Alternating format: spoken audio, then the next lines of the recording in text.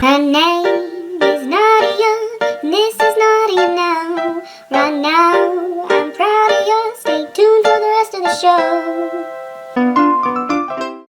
I'm back in school. Right now I'm doing psychology of addictions and family therapy. They are both really interesting and something that I didn't think I would want to get into as a counselor, but you can't avoid family therapy. If you're working with a client and you think it would be beneficial to bring in a family member or a spouse, for example, because couples therapy is also family therapy, you can do that. And then it turns from a one-on-one to a group. And then as a counselor, that just brings in more dynamics for you to work with and explore and reflect on. And it can seem intimidating the more people you add into the session, but if people are willing, the progress and growth and change that can happen is remarkable. And I really want that for people. I want people to give therapy a chance. And I always tell my friends, you kind of have to shop around for the right therapist. I think there's this misconception that if you don't click with the first one you find, then therapy's not for you. But I went through like 3 or 4 before being with the one that I'm with right now. And she's even told me she might be the right therapist for me in this place in my life, but later down the line, someone else might be a better fit for me. But yeah, family therapy so far is super fascinating to me. I like the concept that your client is the family, so you're never putting the spotlight on one person or blaming one person.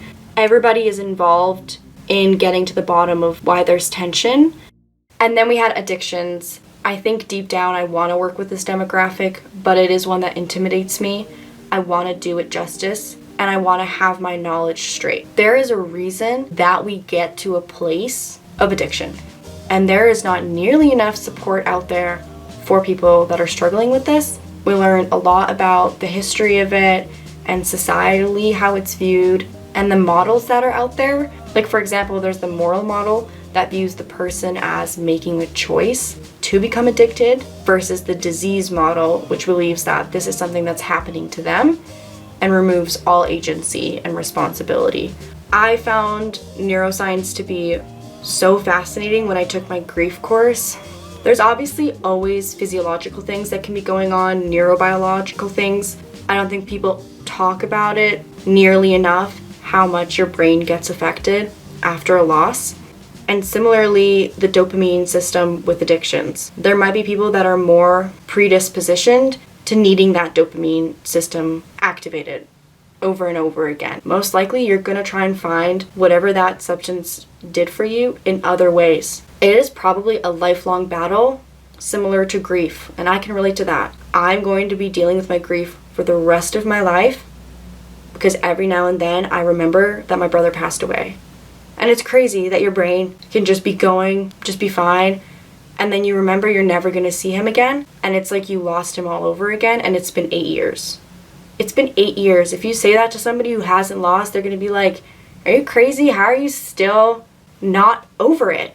It is a lifelong battle, and it is a battle. It is one that we face on our own every single day we wake up, and that's something I would tell a client. This is lifelong.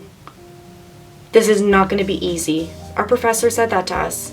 I really loved what he said to us. That if somebody comes to you and they say, I will never be able to get through this, some counselors might validate that person and say, I know that it's hard, but you're here and I know you got it in you. Whereas this professor said he might agree with them and say, yeah, I don't know if you can do this. It's really hard. You've been doing this for a long time. It's probably going to be really, really hard. That way the client might get offended, but they also might push back and say, what do you mean? I can do this. I'm here. And if you keep saying, what makes you think you can do this?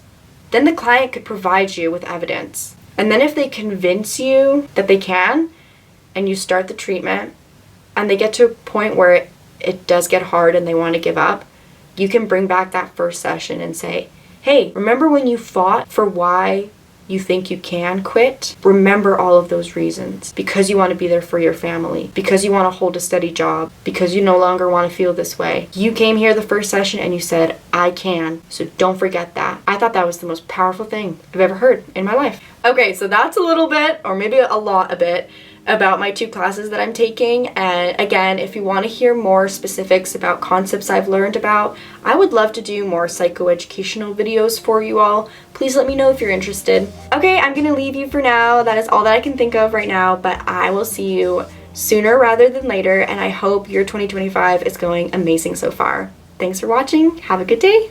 Bye!